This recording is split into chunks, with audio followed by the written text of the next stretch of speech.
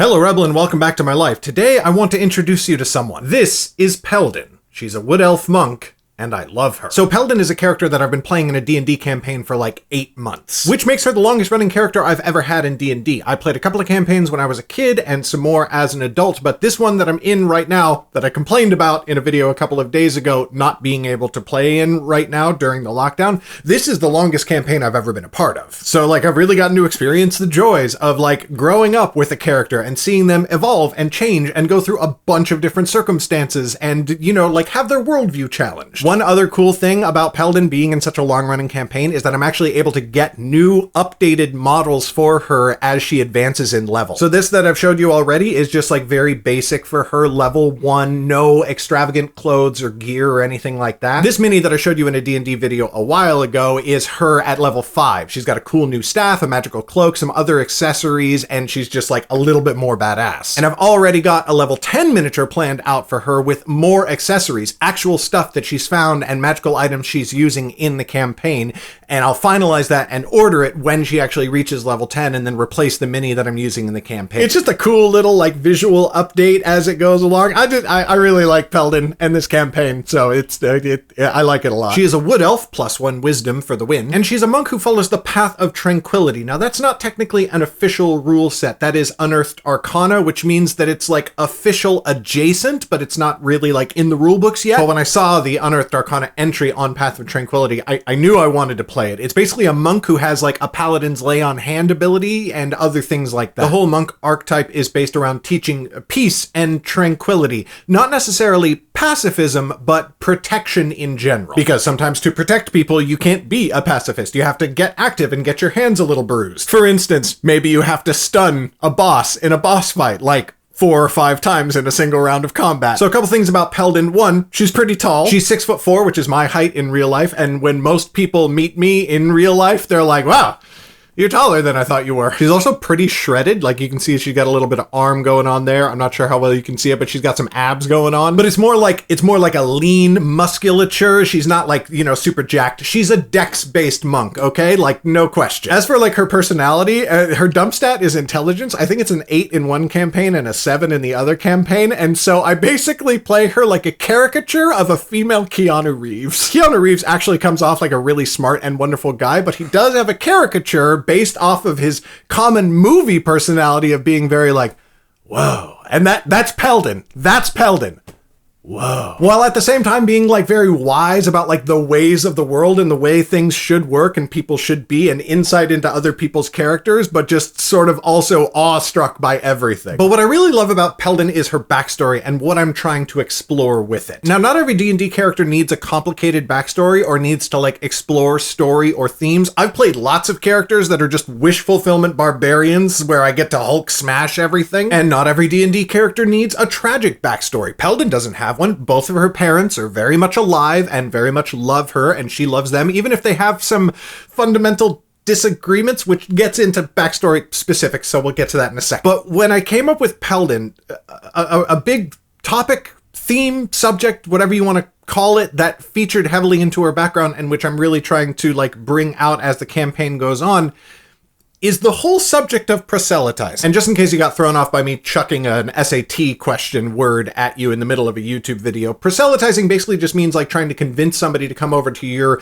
side of a discussion, or opinion, or belief. And it is generally reserved for the field of religion, although it's not actually exclusive to that. You know, Jehovah's Witnesses who come to your door and like want to talk to you about Jesus. That is proselytizing. That is active, in-your-face proselytizing. And especially in the field of religion, that whole practice has a bad name for obvious reasons. Nobody really wants to spend their afternoon that way. I mean, it's not pleasant for most people. You know, your mileage may vary, but I don't know anybody who likes it. Okay, but here's the thing. Like I said, proselytizing isn't necessarily relegated to religion, right? And for Peldin, it's very much not. She's not religious. She's a monk, not a cleric. But for Peldin, I picked the hermit background. So she went off and trained with her master for decades. She's an elf, so she's very long-lived. And from a relatively young age, her 40s, she just spent literal decades honing her body and her mind, spending lots lots of time meditating. So the hermit background feature is called discovery. This is some flash of insight or realization you've had in your spiritual or mental discovery. It's a truth about the world, the universe, or people that you've realized, and you are supposed to talk with your DM about how that features into your character, their background, their story, and the world in general. And so I came up with sort of like a nebulous discovery for Peldin that is slightly different in the two campaigns that I'm playing her in, but basically it's the interconnectedness of all life. This is an old philosophical concept. It's in Buddhism, it's in the original VEDA, it's in everything. All life is connected, we are all one. In some religions and other belief systems, this translates into vegetarianism or veganism. You should not harm another animal in order to consume it just to sustain yourself. Other belief systems say, well, I mean, no, not necessarily. Like, you know, eating other things is just part of nature. That's the way that the universe is built. But you shouldn't be unnecessarily cruel in that because, like, you know, all life is still interconnected, even when it eats itself. The circle of life as a broader concept. In D&D, though, this whole idea takes on another dimension when you consider other dimensions. So a big part of Peldin's realization was that life was put in the prime material plane by whatever force put it there, the gods probably, or, you know, depending on the campaign setting, whatever. It was put there to better understand itself and to achieve unity with itself. And everything from the other planes of existence is here to mess with that. Devils of the nine hells, demons of the abyss, you know, all of the aberrations that come from the in-between planes and all that sort of thing. These are all bad things that have come to the prime material plane in order to mess with life and turn it to their own purposes when life has its own purpose here, exclusionary to all that. So this is kind of a broad, nebulous concept that's like getting developed throughout the campaign, and Peldin is like really trying to think it through in different scenarios and circumstances, but it does manifest itself in different ways in her behavior. For example, Peldin will never willingly take a life of a creature from the prime material plane. She only knocks people unconscious in combat. She never kills. And if somebody else, even an enemy, falls in battle, she will do her best to ensure that they don't actually die. This isn't always possible. If their head is cut off, she can't do anything about that. But if foes get knocked out in battle, and again, they are from the prime material plane, she will go around afterwards and just sort of like stabilize all of them. Not bring them back to consciousness, but stabilize all of them so that they'll wake up in a few hours with a headache. But her viewpoint is like, no, like life is here to figure itself out. I don't care if this is a goblin or an orc or whatever. I don't care if they were trying to kill us. They didn't. Maybe give them another chance to figure their life out. On the other hand, if something is from another plane of existence and it is starting shit on the prime material plane, Peldin goes berserk. That thing is not supposed to be here. It is not supposed to be doing what it is doing, and she will expend every effort to wipe it from existence. Which really shocks other party members if all they've seen her fight up to this point is creatures from the prime material plane. So this is all fun. This is all good little character dynamics and everything like that. But again, this idea and this concept of proselytizing. Here's the thing. Peldin has seen what she believes to be a grand truth about the world and all of life. And she has also seen an incoming threat to that way of life. Something that threatens all of existence as everyone knows it. Whether or not that thing is real in the strictest existential terms is not important. Peldin knows it to be true. It goes beyond belief for her. And that sort of threat is not something that she finds herself able to simply know and go on about her life with. She feels the need to bring people together and educate them about the threat, and then also help them find their purpose on the prime material plane. And from her viewpoint, both of these things are incredibly important. The external threat probably more important, but still both very vital. Because like when it comes to life figuring out its purpose and discovering its interconnectivity, everybody's going to go about that in their own way. She sees religion as a totally valid means of doing that. She sees meditation as probably the superior way of doing that. But whatever. It's not her job to tell people how to find their purpose and unite.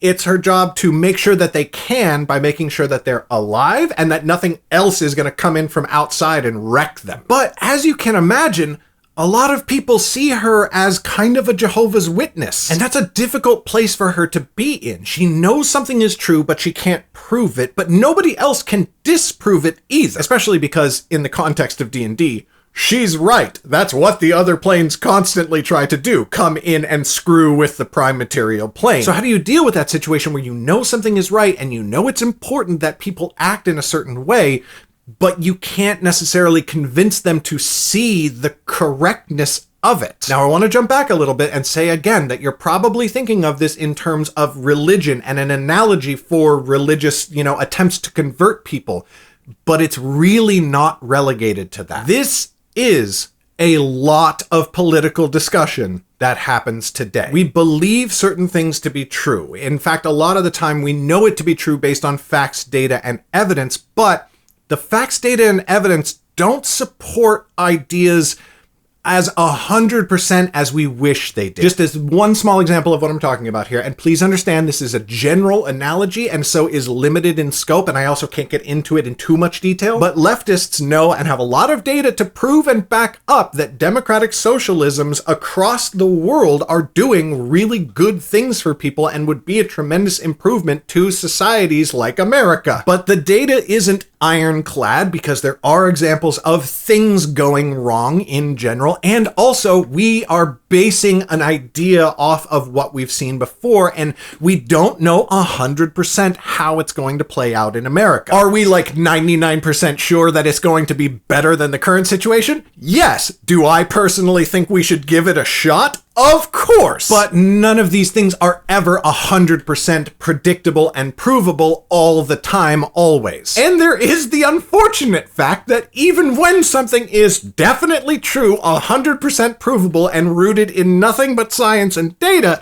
you still can't convince people of that sometimes, but that's another rant for another video that I've probably done 36 times by now. Whew! Sorry, we're talking about D&D. So again, you know something is true, you know that action needs to be taken for the betterment of a lot of people, maybe the whole world, and you can't convince somebody that that's the case. And what's more, the more you proselytize, because yes, again, this is proselytizing, right? Just because you're talking about politics does not mean you're not proselytizing. And the more you do it, the more people seem to get turned off by it. Some people just don't want to talk about it at all. I don't talk about politics. I don't talk about politics and religion. Two things that I just never talk about or discuss with people online because it just always turns out bad. And then on the other side, there are people who are like, no, I'll totally talk about that with you. I'll totally debate you online. And then use bad faith arguments, logical fallacies, and outright lies, and then claim that they won. So what are you supposed to do? And I don't have the answer to that. But the way that I chose to explore it is with a D&D character. A D&D character who knows something about the world and has been given this extra insight into the way the world works and what is going on with the whole prime material plane, but can't really seem to get anybody else on board with what she knows. And every time she tries, people are just sort of like, oh, okay, back up. What do you do with that? If you know that you're right and you know that it's important that other people know this information and believe you, but you just can't get there. You can't cross that bridge. Well, if Peldin ever figures it out, I'll be sure to come back here and let you know. So that's Peldin. That's who she is, what kind of D&D character she is, and why I decided to explore what I did with her in the campaign. I don't have a very high bar on D&D characters because I get to play so rarely. I'm usually the dungeon master. But of the characters I have gotten to play, Peldin is far and away my absolute favorite. But hey, speaking of favorite characters, one of my favorite Underrealm characters ever is Theron, and she is coming out with a new book on Friday. I know I've been talking about this a lot, but come on, it's a new book! It's A Cloak of Red. It releases on Friday, 3 days away. Oh my God. And again, to celebrate the release on Friday, author Brenna Gawain and I will be streaming on Twitch, playing video games and just generally hanging out and chatting basically all day. We are starting at 8 a.m. Pacific time. We're going to be playing Lord of the Rings Online, which I've never touched. I don't even think I've ever seen it, so it's going to be completely fresh. It's going to be a lot of fun seeing what I'm getting into. And Brenna is going to be walking me through, like, creating a character and going on adventures in Middle-earth. And what could be better than that, other than a new book coming out, which is happening on Friday. We're also going to be giving away copies of the book periodically throughout the day, so come by my Twitch channel, twitch.tv/vloganovel on Friday, 8 a.m. Pacific time. I really hope to see you there. This is going to be a lot of fun. And that is all I've got for you today, Rebel. An extra special shout out to my supporters on Patreon who are scrolling below my face. If you want to be one of those awesome and incredibly attractive individuals, click on my Patreon link in the description below. Thank you all so very much for watching, and I will see you tomorrow. Bye!